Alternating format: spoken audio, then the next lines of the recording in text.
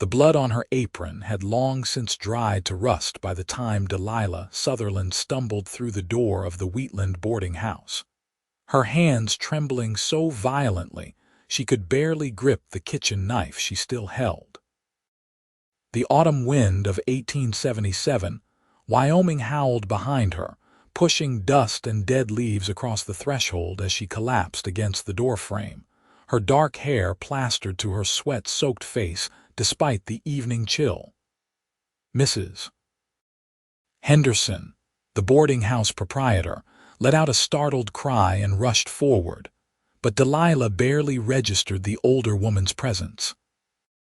All she could see was the knife in her hand, the same knife she had used to gut 40 chickens that day at the slaughterhouse where she worked, the same knife that now felt like it weighed 100 pounds. "Child, what on earth happened to you, Mrs.?" Henderson's voice seemed to come from very far away. Delilah tried to speak, but her throat had gone dry as the prairie in August. She had walked the 3 miles from the slaughterhouse on the edge of town, her legs moving mechanically while her mind remained trapped in the repetitive motion of killing, plucking, gutting. The foreman had kept them working from before dawn until well past dark, racing to fill an order for the Union Pacific crews laying track to the north. Her hands, calloused and strong from 2 years of this brutal work, now refused to obey even the simplest command. They just shook. A door opened down the hallway, and heavy footsteps approached. Delilah looked up through the curtain of her hair to see a tall figure emerging from the shadows. The man was broad-shouldered and lean, with sun-weathered skin that spoke of years under the unforgiving Wyoming sky. His dark hair hung almost to his collar, and his eyes were the color of creek water running over stone. He wore dusty boots and denim trousers, and a work shirt with the sleeves rolled up to reveal forearms corded with muscle. When he saw Delilah slumped in the doorway, something shifted in his expression. "Vincent Yates," Mrs. Henderson said quickly. "Help me get her inside properly." Vincent moved with surprising gentleness for a man his size, crossing the space between them in 3 long strides. He reached for Delilah's elbow to steady her, and that was when he noticed the knife still clutched in her white-knuckled grip. Instead of recoiling or demanding an explanation, he simply placed his own calloused hand over hers, his touch warm and steady. "Easy now," he said, his voice low and rough like saddle leather. "You are safe here." Delilah's eyes snapped to his face, really seeing him for the first time. There was no judgment in his gaze, no fear, just a quiet understanding that made something tight in her chest begin to loosen. His hand remained over hers, not forcing, just present. "I cannot," she whispered. "I cannot let go." "I know," Vincent said. "I have been there myself. After Shiloh, I held my rifle for 3 days straight, thought if I let it go, I would fall apart entirely." The mention of the war, of battles fought a decade and a half ago, somehow made her feel less alone. Delilah took a shaky breath, then another. Vincent's hand stayed gentle over hers, his thumb making small circles on her wrist. "Let me take it," he said. "Just for now.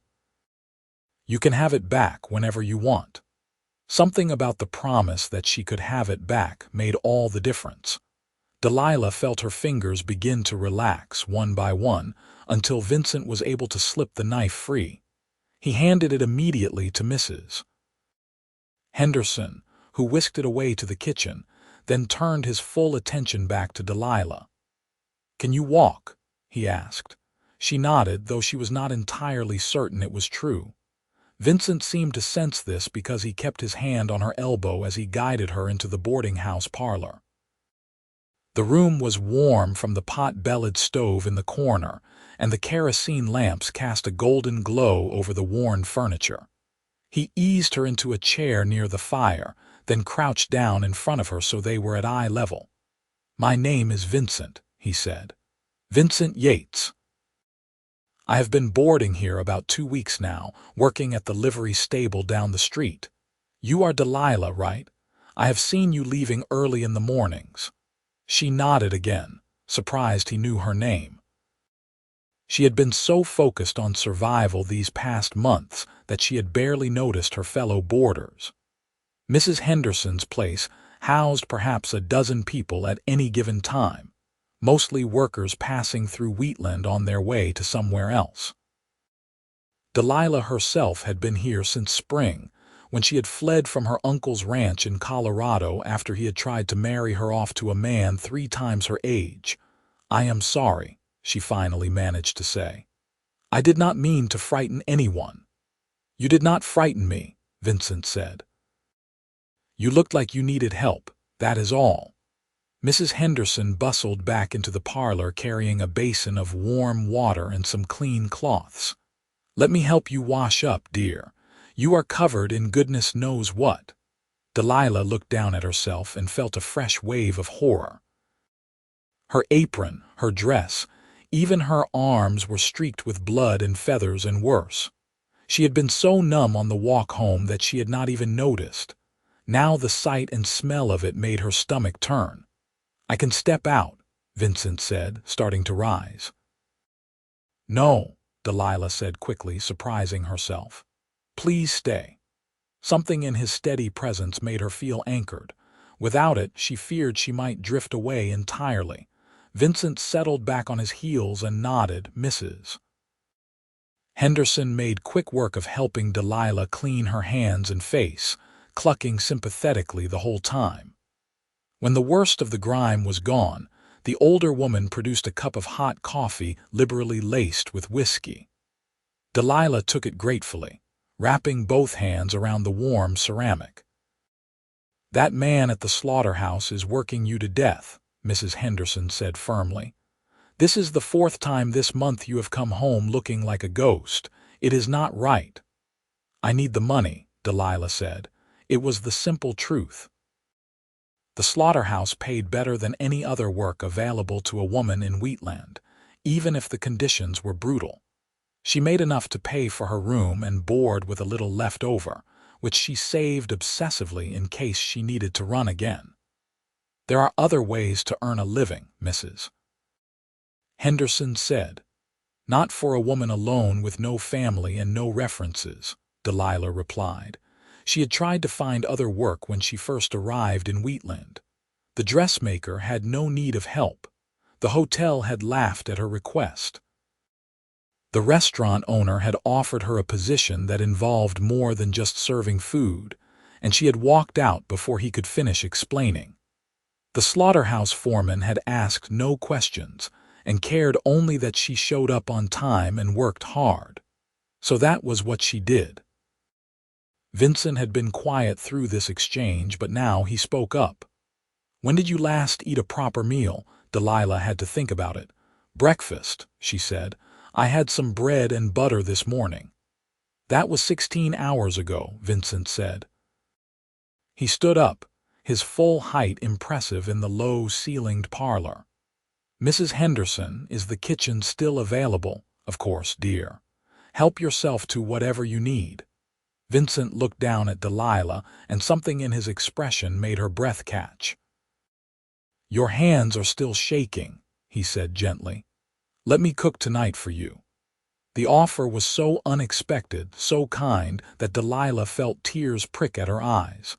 She could not remember the last time someone had taken care of her. After her mother died when Delilah was 16, she had been the one doing all the cooking and cleaning and caring. Her father had remarried quickly, and the new wife had made it clear that Delilah was not welcome. When her father died 2 years later, his wife had sent Delilah to live with her uncle in Colorado. That had lasted less than a year before the situation became unbearable. "You do not have to do that," Delilah said, but her voice lacked conviction. "I know I do not have to," Vincent said. "I want to. Let me do this for you." Mrs. Henderson was smiling broadly. "Go on, dear. Let the man cook. Lord knows you need someone to look after you for a change." Vincent extended his hand, and after a moment's hesitation, Delilah took it. His palm was warm and rough, his grip firm but not crushing. He pulled her gently to her feet and led her toward the kitchen. The room was large and well appointed by boarding house standards, with a big cast iron stove and a sturdy work table in the center.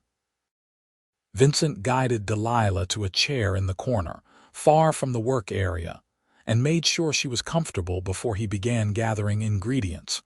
She watched as he moved through the kitchen with easy confidence.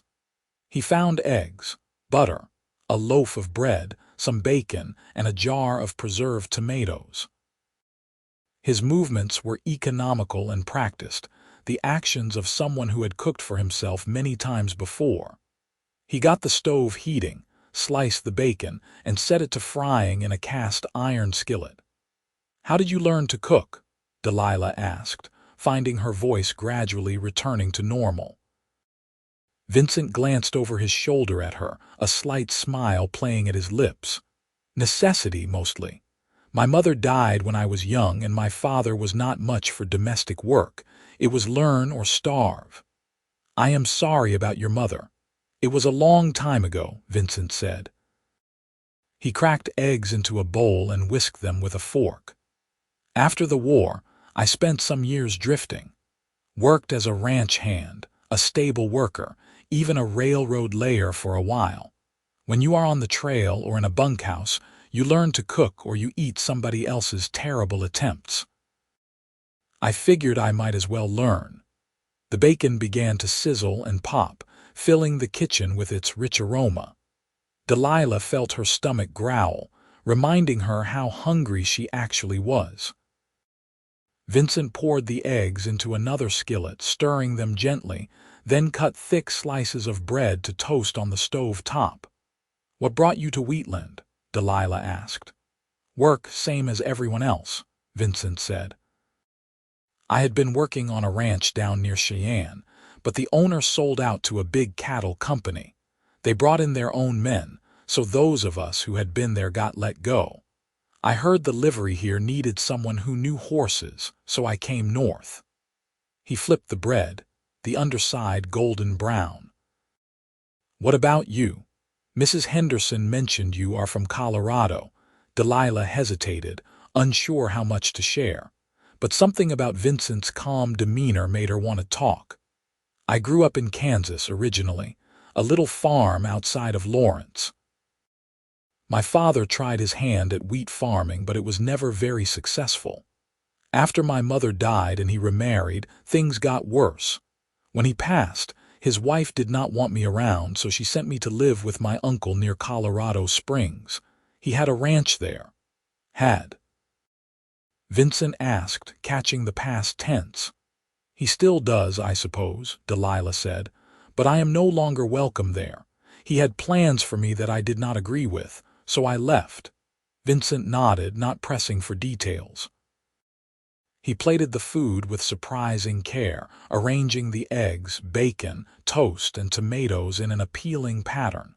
Then he carried it over to Delilah and set it in front of her, along with a fork and knife. "Eat," he said gently. "I will make myself a plate." The food smelled incredible. Delilah picked up the fork, relieved to find that her hands had finally stopped shaking. The first bite of eggs, creamy and perfectly seasoned with salt and pepper, was like a revelation. She had not realized how much she needed this, not just the food, but the act of being cared for. Vincent made his own plate and sat down across from her. For a few minutes, they ate in comfortable silence. Delilah found herself watching him between bites, noticing details she had missed before. The small scar above his left eyebrow, the way his hair fell across his forehead, the gentle competence in his hands as he ate. "This is wonderful," she said finally. "Thank you." "You are welcome," Vincent said. "You looked like you needed it." "I did," Delilah admitted. "Today was particularly awful. We had a huge order to fill, and the foreman kept pushing us to work faster. By the end, I could barely feel my hands, and then they started shaking and I could not make them stop." "How long have you been working there?" Vincent asked. "Since April. Almost 7 months now. That is a long time to do such hard work."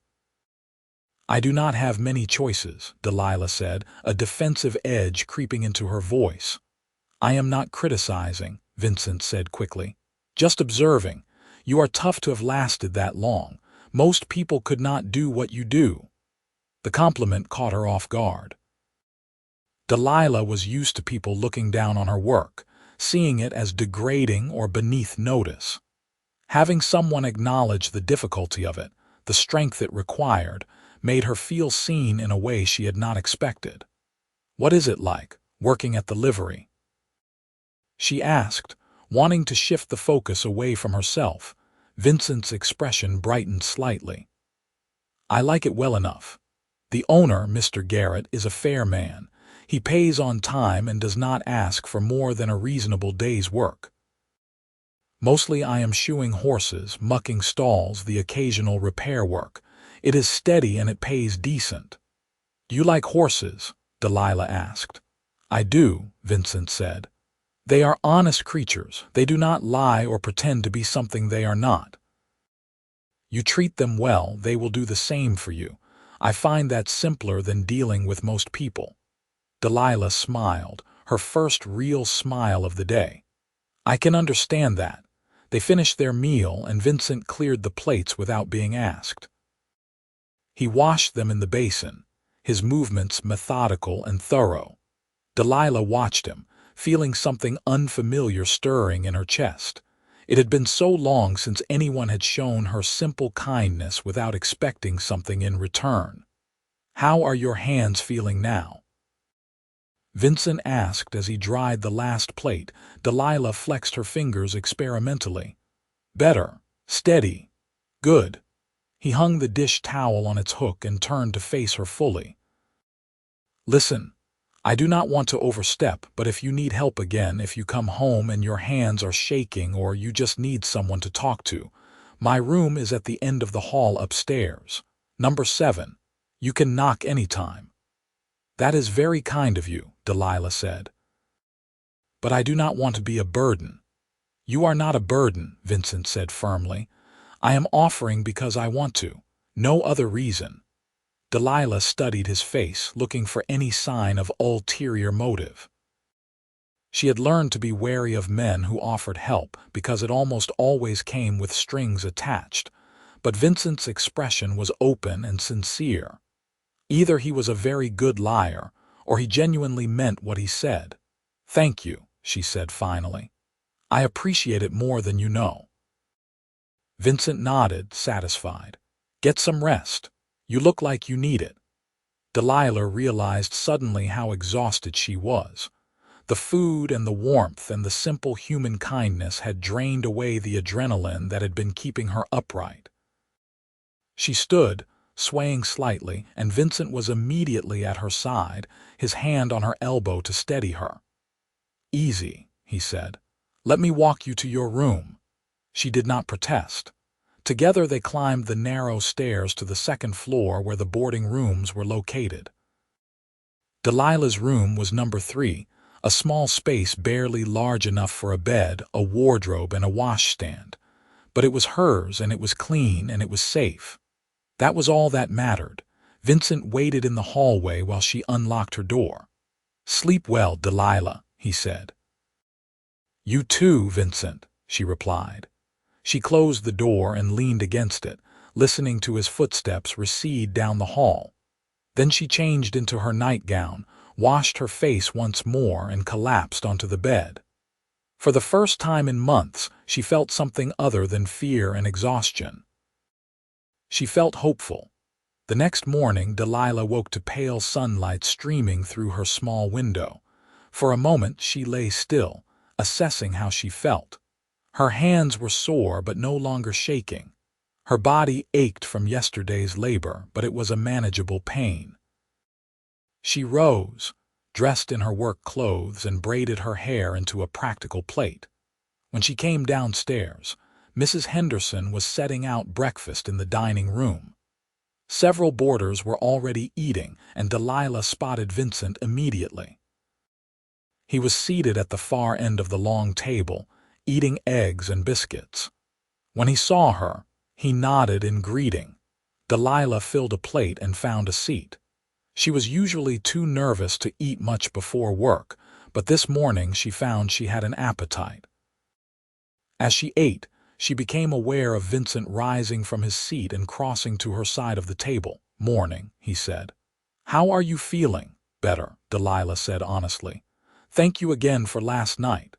"Anytime," Vincent said. He hesitated as if weighing his next words. "I was thinking, if you are interested, maybe we could have supper together again sometime. Not because you need rescuing," he added quickly, "but because I enjoyed the company." Delilah felt warmth spread through her chest. "I would like that." Vincent's face lit up with a genuine smile that transformed his serious features. "How about tomorrow evening? I will cook again if you want, or we could go to the restaurant on Main Street." "Let me cook for you this time," Delilah said. "It is only fair." "You do not have to repay me," Vincent said. "I know," Delilah replied, "but I want to." They agreed on a time, and Vincent headed off to the livery while Delilah made her way to the slaughterhouse. The work was just as hard as it had been the day before, but somehow it felt more bearable. She had something to look forward to now, a reason to get through the day beyond mere survival. Over the next few weeks, Delilah and Vincent fell into a comfortable routine. They shared meals several times a week, sometimes cooking together in the boarding house kitchen, sometimes walking to the restaurant in town. They talked about everything and nothing, their conversations ranging from childhood memories to plans for the future. Delilah learned that Vincent had fought for the Union during the war, that he had a younger sister back in Illinois he sent money to when he could, that he had once wanted to be a school teacher, but life had taken him in a different direction. Vincent learned that Delilah loved to read but rarely had time for it anymore, that she had a beautiful singing voice she was too shy to share, that she dreamed of one day having a small house with a garden where she could grow vegetables and flowers. They discovered they both loved thunderstorms, both hated the taste of coffee without sugar, both felt most at peace in the early morning before the world fully woke. As autumn deepened into early winter, their friendship deepened into something more. It happened gradually, in small moments. The way Vincent's hand would linger on hers when he passed her a plate, the way Delilah would laugh at his stories, her whole face lighting up, the way they started looking for each other first thing in the morning and last thing at night. One evening in late November, they were sitting in the boarding house parlor after supper. Most of the other boarders had retired for the night, and the fire had burned down to glowing coals. Delilah was mending a tear in one of her work dresses, and Vincent was reading a week-old newspaper.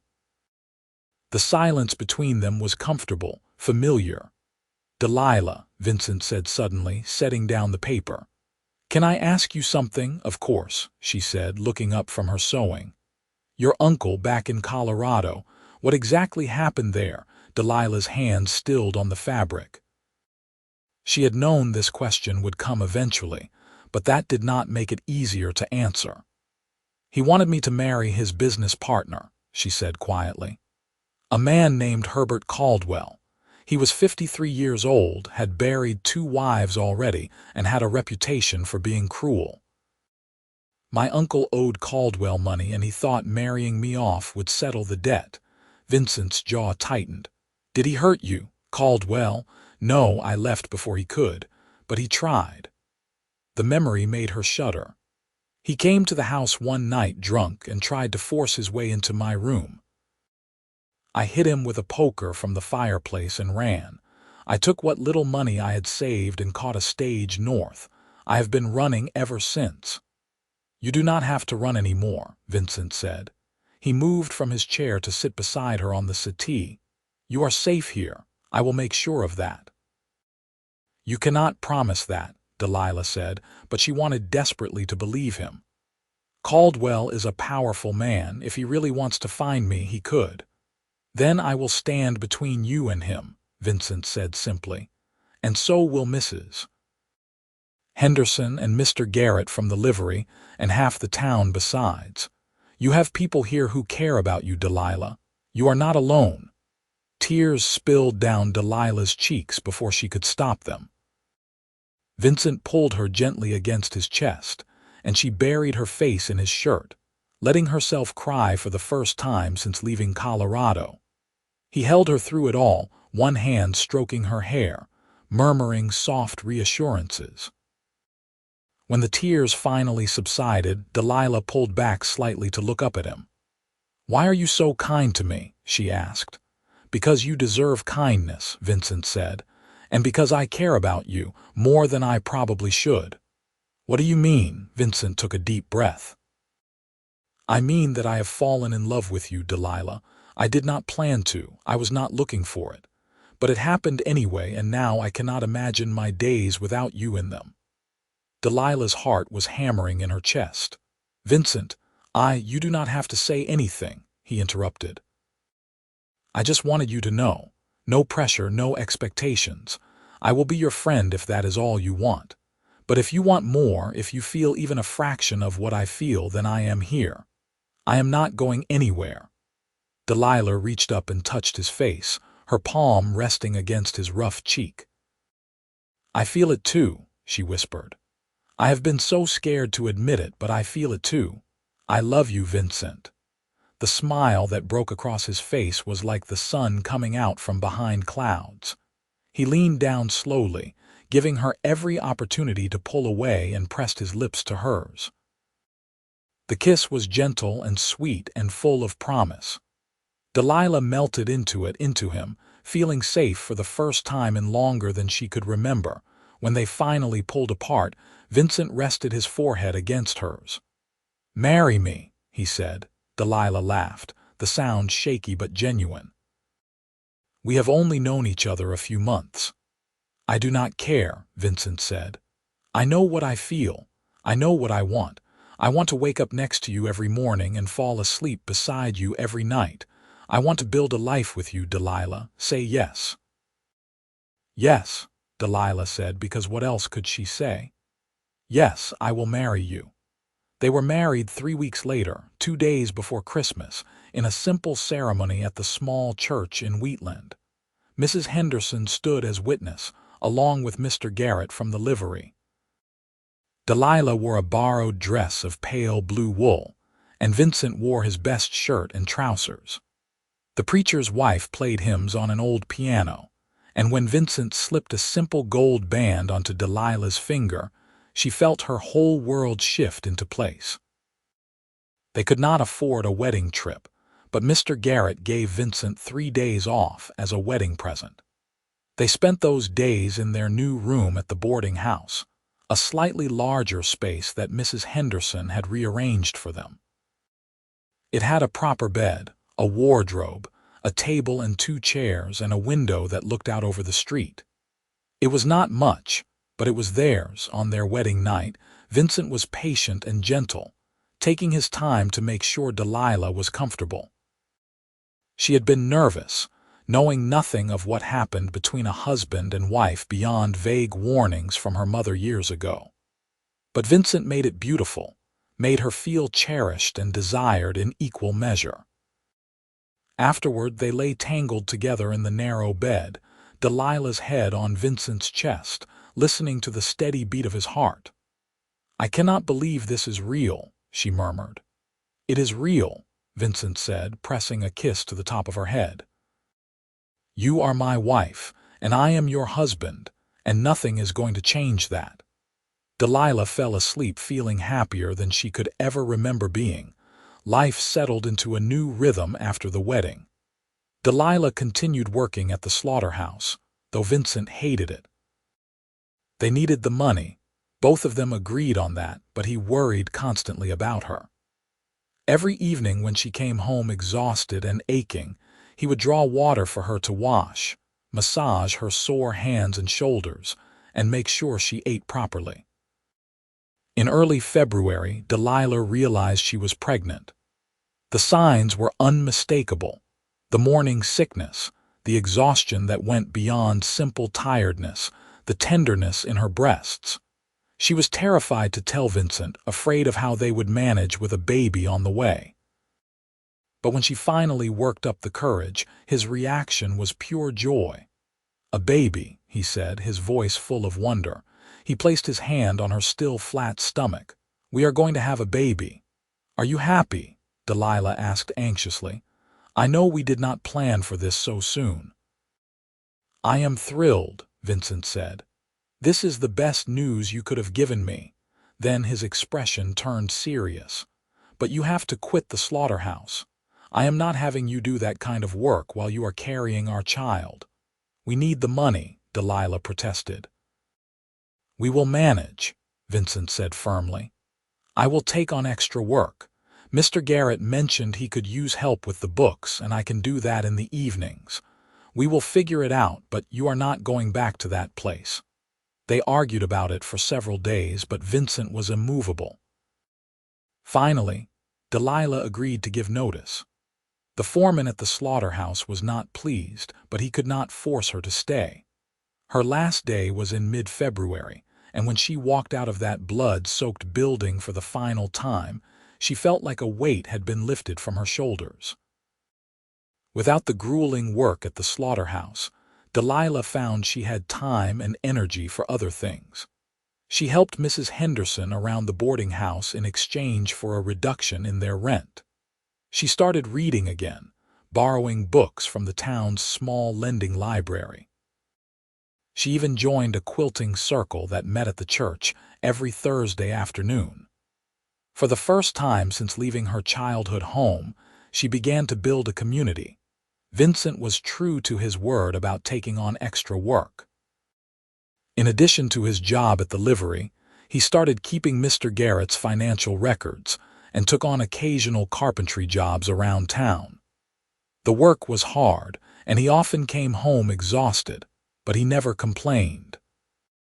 Every penny they saved went into a jar they kept hidden under a loose floorboard in their room.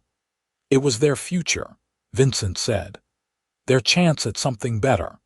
As Delilah's pregnancy progressed, she and Vincent began talking seriously about their long-term plans. They both wanted more than boarding house life could offer. They wanted a home of their own, land, stability. Vincent had been making inquiries around town, and he learned that there was a small homestead claim available about 5 miles outside Wheatland. The previous owner had given up after a hard winter and moved back east.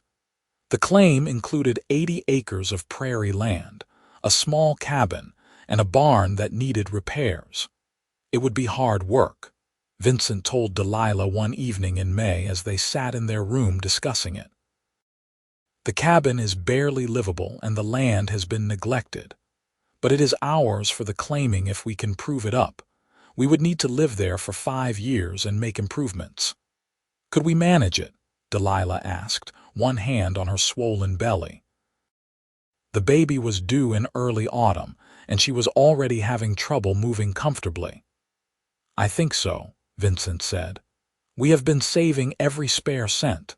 We could use that money to buy some chickens, maybe a milk cow, seeds for a garden. I could keep working at the livery for now, ride in every day. It would be tight, but we could do it." Delilah thought about it. The idea of having their own land, their own home, was incredibly appealing. But it was also frightening. What if they failed? What if something went wrong? "What if I cannot handle it?" she said quietly. With the baby coming and all the work that needs doing, Vincent took her hand. "We would handle it together," he said. "I am not asking you to do this alone. We are partners, Delilah. Everything we do together." The confidence in his voice, the absolute certainty that they could make it work, convinced her. "All right," she said. "Let us do it. Let us claim that homestead." They filed the paperwork in June and moved to the homestead in early July when Delilah was about 6 months pregnant. The cabin was even rougher than Vincent had described. barely more than a single room with a dirt floor and a leaky roof. But it had good bones. Vincent insisted, and with work, they could make it comfortable.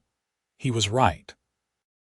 Over the next 2 months, Vincent worked tirelessly to improve their new home. He patched the roof, installed a proper door, built a wooden floor to keep the dirt at bay. Delilah helped as much as she could, mixing mortar for chinking the walls and sewing curtains for the small windows. They bought 6 chickens and a rooster from a neighboring farm, and Vincent fenced in a yard to keep them safe from coyotes. He also purchased a gentle milk cow named Betsy, who provided them with fresh milk and butter. The work was exhausting, but it was also deeply satisfying. Every improvement they made felt like progress, like building toward the future they both wanted. At night, they would lie in their narrow bed, too tired to do more than hold each other and talk about their plans.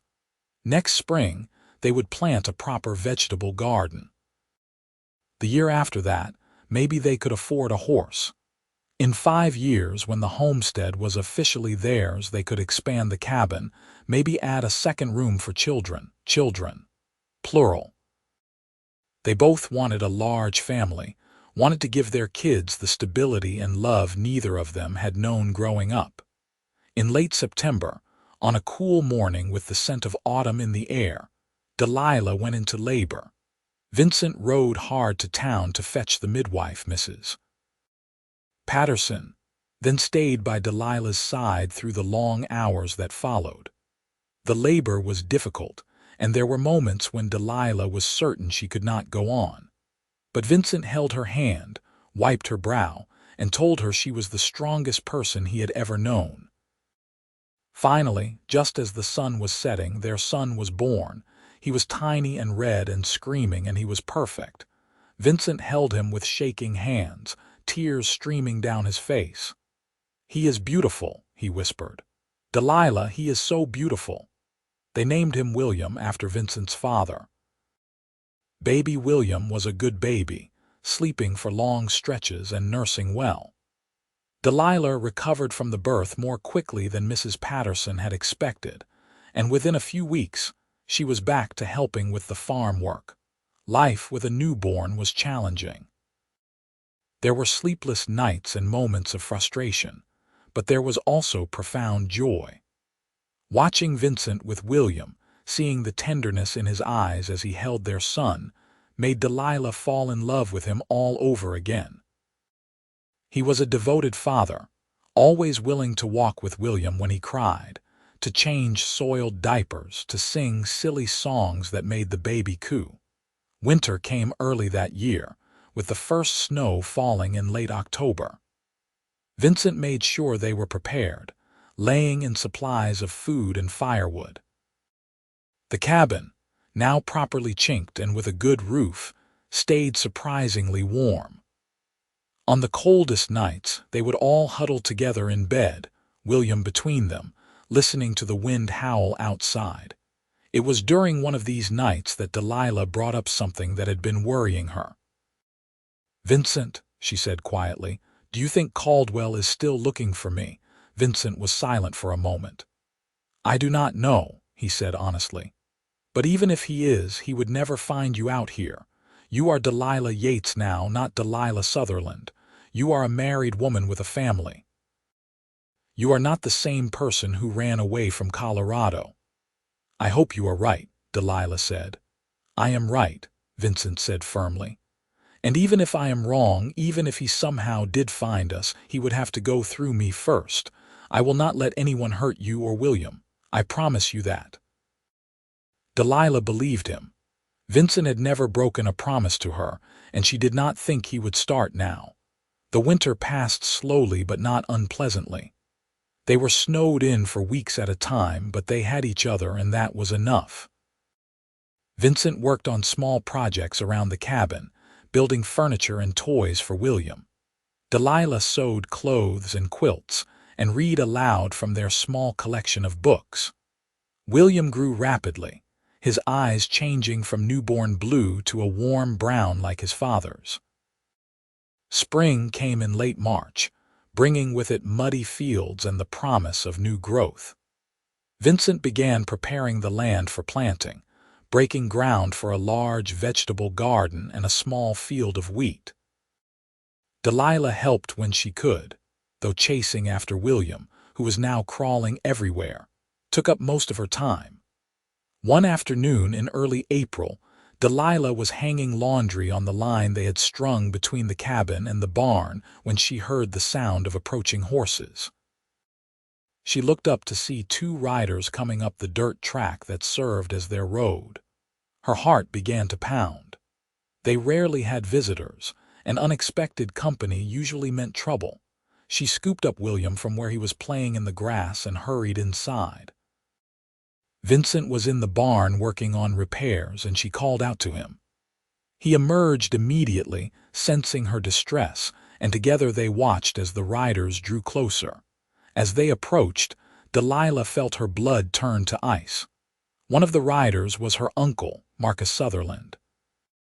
She would recognize him anywhere, with his thick gray beard and harsh features. The other man was Herbert Caldwell, the man her uncle had tried to force her to marry.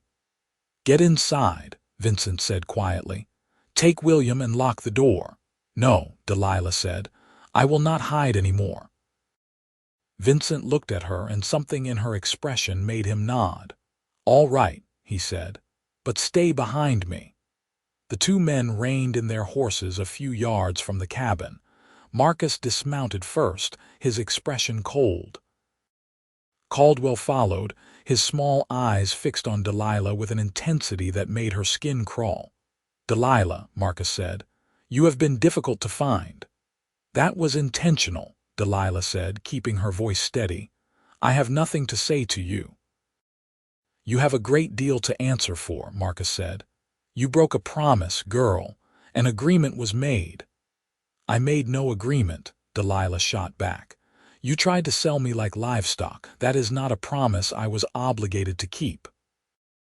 Caldwell stepped forward, and Vincent immediately moved to block his path.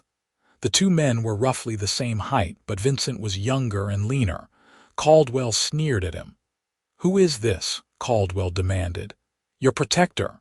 "I am her husband," Vincent said, "and you are on my land." "State your business or leave." "Her husband," Marcus laughed harshly. "She cannot be married. She is promised to Herbert." "I am afraid your information is out of date," Vincent said. "Delilah and I married over a year ago. We have a son. She is my wife, legally and in every other way that matters." Caldwell's face turned red with anger. "That is impossible. She is mine. Her uncle gave his word." "Her uncle had no right to give," Vincent said. "Delilah is an adult woman, free to make her own choices. She chose me." "I will not accept this," Caldwell said. He reached for Delilah, but Vincent caught his wrist in an iron grip. "Touch her and I will break your arm," Vincent said, his voice deadly calm. For a moment the four of them stood frozen in a tense tableau. Then Marcus spoke. "Herbert, let it go. She is married. There is nothing we can do." "I paid you," Caldwell said. "You owe me." "Then I will pay you back," Marcus said wearily. "But she is lost to us. Accept it." Caldwell wrenched his arm free from Vincent's grip and stepped back. His face was twisted with rage, but there was also a calculating look in his eyes that Delilah did not trust. "This is not over," he said. "Yes, it is," Vincent said. "If you come here again, if you make any attempt to contact my wife, I will report you to the marshal. And trust me, he will not take kindly to men who harass women. Now get off my property before I remove you by force." Marcus and Caldwell exchanged a look, then remounted their horses. As they rode away, Caldwell looked back once, his expression full of malice. Delilah shuddered, and Vincent put his arm around her shoulders. "Are you all right?" he asked. "I think so," Delilah said. Her whole body was shaking, but whether from fear or anger she could not tell. "Do you think they will come back?" "I do not know," Vincent admitted. "But if they do, we will handle it. We could ride into town tomorrow and speak with Marshal Hendricks, let him know what happened. At least then there will be a record." They did exactly that. The next morning, Vincent drove Delilah and William into Wheatland in their small wagon. Marshal Hendricks listened to their story with a grave expression, then made detailed notes in his ledger. He assured them that if Marcus or Caldwell caused any more trouble, he would handle it personally. Over the next few weeks, Delilah lived in a state of constant anxiety, jumping at every sound, certain that Caldwell would return. But as the days turned into weeks and then months with no sign of either man, she gradually began to relax. Perhaps they really had given up. Perhaps she was finally free. Summer arrived in full force, hot and dry. The garden thrived under Delilah's care, producing beans, squash, tomatoes, and more. The wheat field ripened to gold, and Vincent spent long days harvesting it by hand, then threshing it on the barn floor. It was back-breaking work, but when it was done, they had several sacks of grain that would keep them fed through the winter and provide seed for next year's planting. William celebrated his first birthday in September with a small cake Delilah baked in their wood stove.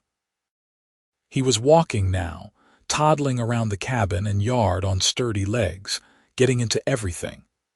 Vincent had made him a wooden horse on rockers, and William loved it, spending hours rocking back and forth while making clip-clop sounds. That autumn, Delilah realized she was pregnant again.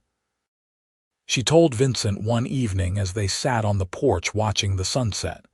His reaction was the same as it had been the first time, pure joy and excitement. This time, Delilah felt more confident. She knew what to expect now, knew that she could do this. Their second child, a daughter they named Rose, was born in early May of 1879.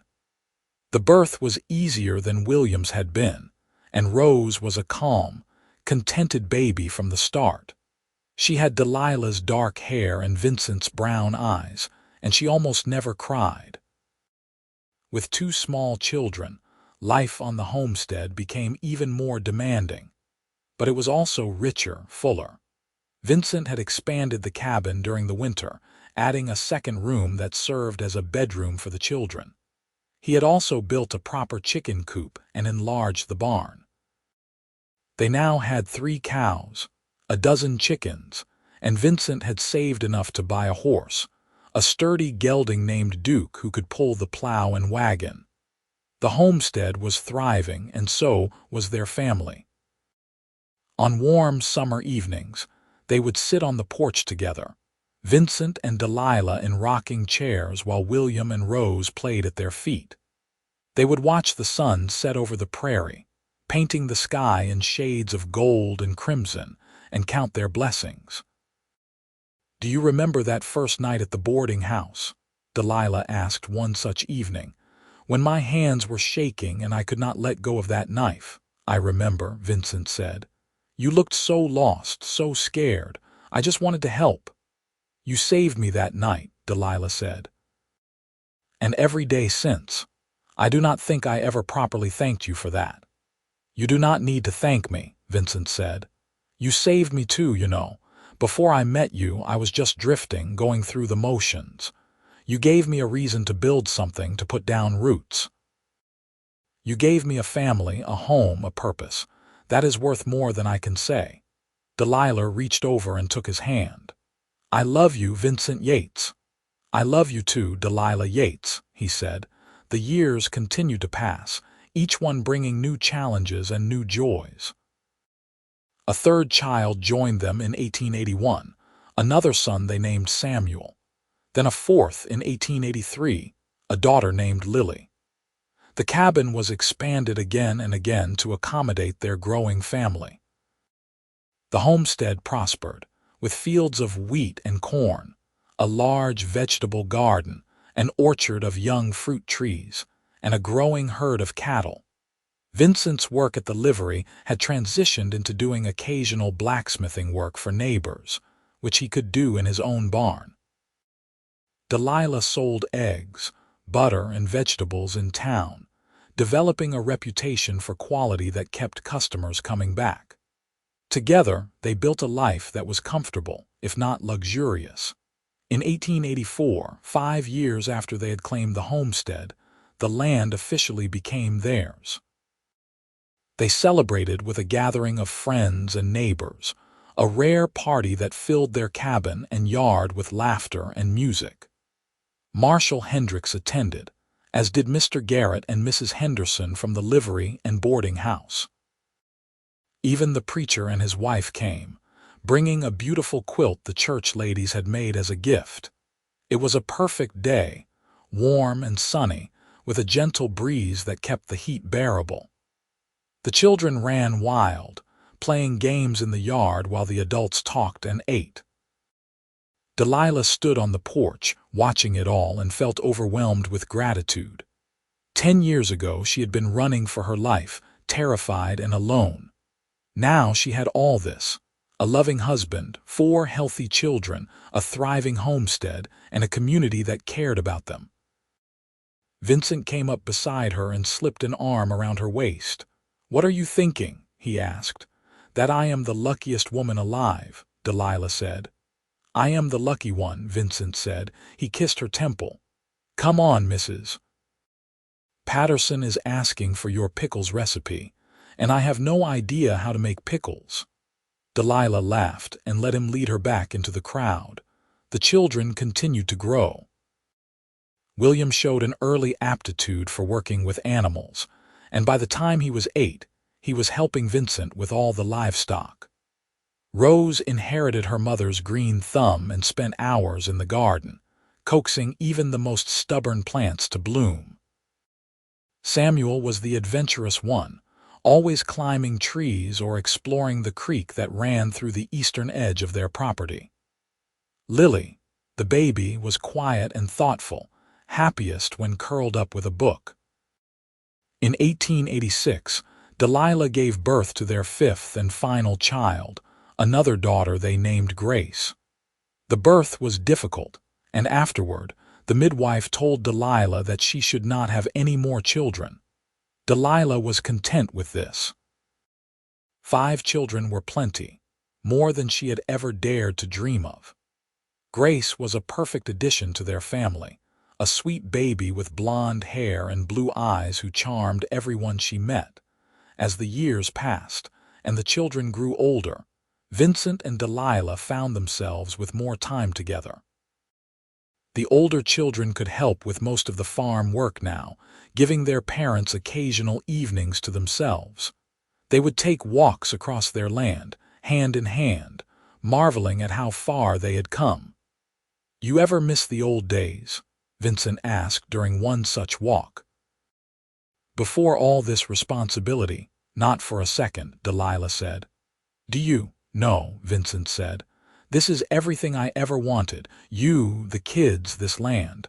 I would not trade it for anything." They stopped on a small hill that overlooked their property. In the fading light, they could see the expanded cabin with smoke rising from its chimney, the large barn, the corrals, the garden, the fields. It looked solid and permanent, a testament to their hard work and love. "We did this," Delilah said softly. "We built all of this from nothing." "We did," Vincent agreed. "And we are not done yet. We have years ahead of us still." And they did. Years of watching their children grow and thrive. Years of adding more improvements to the homestead, including a proper well and a windmill to pump water. Years of quiet evenings and busy days, of laughter and occasional tears, of the ordinary magic that comes from a life well lived. William grew into a tall, serious young man who eventually took over most of the cattle operation. At 20, he married a girl from a neighboring ranch, a practical woman named Martha who fit seamlessly into the family. They built a small house on the eastern section of the property and started a family of their own, giving Vincent and Delilah their first grandchildren. Rose never married, choosing instead to stay on the homestead and help her mother. She expanded the garden into a true market operation, growing flowers as well as vegetables, and her bouquets became popular at weddings and funerals throughout the county. She was content with her life, surrounded by the plants and family she loved. Samuel left home at 18 to seek adventure out west, working on cattle drives and eventually settling in Montana. He wrote letters faithfully and visited when he could, always bringing stories of his travels. He married a Crow woman named Lily, much to Vincent and Delilah's delight, and they had 3 wild, beautiful children who visited every summer. Lily, the bookish one, became a teacher. She taught at the small schoolhouse in Wheatland, earning a reputation as a strict but fair educator. She married late, at 30, to a fellow teacher, and they had no children. But they were devoted to each other and to their students, and that was enough. Grace, the baby, surprised everyone by showing a talent for music. When she was 12, a traveling music teacher heard her sing at church and insisted on giving her lessons. By the time she was 18, Grace was performing at venues all over Wyoming and Colorado.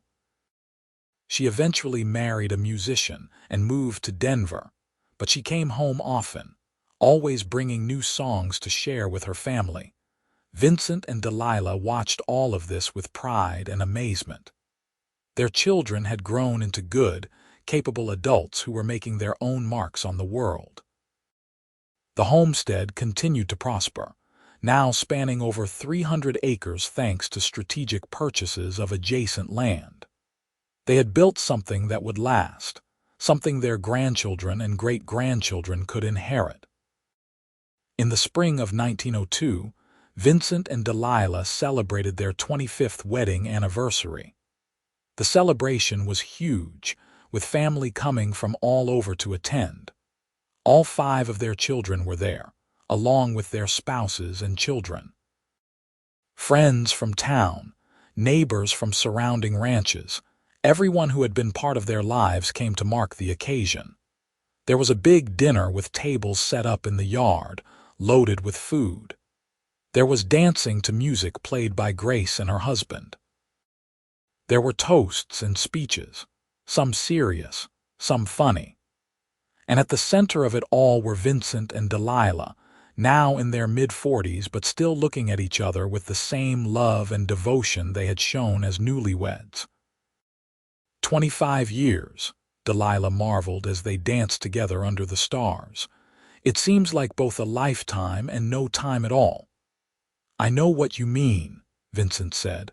I still remember that first night at the boarding house like it was yesterday. Your hands were shaking so badly and you looked so scared. I just wanted to help. You did more than help, Delilah said. You gave me a life beyond anything I could have imagined. You loved me when I did not think I deserved love. You stood by me when things were hard. You built this life with me, Vincent. Everything good in my world came from saying yes to you that night. Vincent's eyes were bright with tears. You made me whole, Delilah. Before you, I was just pieces, but you put me back together. You gave me purpose and joy and a reason to wake up every morning. I love you more now than I did the day I married you, and I will love you more tomorrow than I do today. They kissed then, surrounded by family and friends, and the crowd erupted in applause and cheers. It was a perfect moment, the kind that defines a life. The years continued to roll by, bringing change as they always did. The world was modernizing, with electricity reaching even small towns like Wheatland. Automobiles began appearing on the roads, though Vincent and Delilah preferred their horses. The homestead adapted to the changing times while maintaining its essential character. Vincent's hair turned gray, then white. His movements became slower, more careful. But his mind remained sharp, and he still worked the land he loved. Delilah developed arthritis in her hands, the same hands that had once shaken so badly she could not put down a knife. Now they hurt most days, but she refused to complain. She had too much to be grateful for to waste time on self-pity. They grew old together, watching as grandchildren became adults and had children of their own. The homestead remained the center of the family, the place everyone came home to for holidays and important occasions. And through it all, Vincent and Delilah remained devoted to each other, their love only deepening with time. One evening in late autumn of 1912, they sat on their porch as they had done countless times before. The sunset was spectacular, all golds and purples and reds. Their hands were intertwined, fingers interlaced as they rocked gently in their chairs. "You have any regrets?" Delilah asked. Vincent thought about it. "Only that we will not have forever," he said. "I could spend 1,000 years with you and it would not be enough." "We have had a good run, though," Delilah said. 35 years of marriage, 5 children, 17 grandchildren, and 4 great-grandchildren so far, a home that will stand for generations. "We did well, Vincent." "We did," he agreed. "Better than I ever dreamed possible." They sat in comfortable silence as the sun dipped below the horizon and the stars began to appear. Somewhere in the house, they could hear the sounds of family. Rose moving around in the kitchen, one of William's grandchildren practicing scales on the old piano Grace had brought years ago. The sounds of a life well lived, a legacy that would endure. "Thank you," Vincent said suddenly. "For what?" Delilah asked. "For letting me cook for you that night," Vincent said. "For trusting me when you had every reason not to. For saying yes when I asked you to marry me. For building this life with me. For everything." Delilah lifted his hand to her lips and kissed his weathered knuckles. "Thank you for seeing me when I was invisible, for caring when no one else did, for loving me every single day, for being the best man I have ever known." They sat together as darkness fell. 2 people who had started with nothing and built everything. Their story had begun with shaking hands and a simple act of kindness, and it had grown into a love that spanned decades, a family that would endure, and a legacy that would last long after they were gone. Vincent died peacefully in his sleep in the winter of 1915, at the age of 63. Delilah held his hand as he took his last breath, whispering that she loved him, that she would always love him. The funeral was attended by hundreds of people whose lives Vincent had touched. He was buried on a hill overlooking the homestead, with a simple stone that read, "Vincent Yates, beloved husband and father."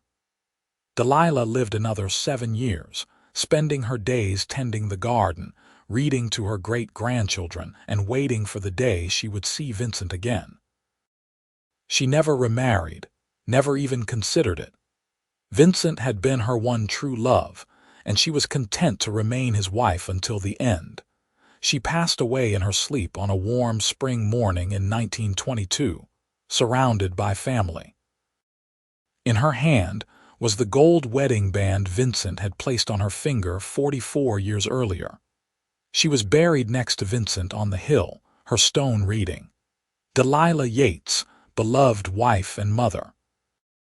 The homestead remained in the family for generations, a testament to the love and hard work of the couple who had built it from nothing.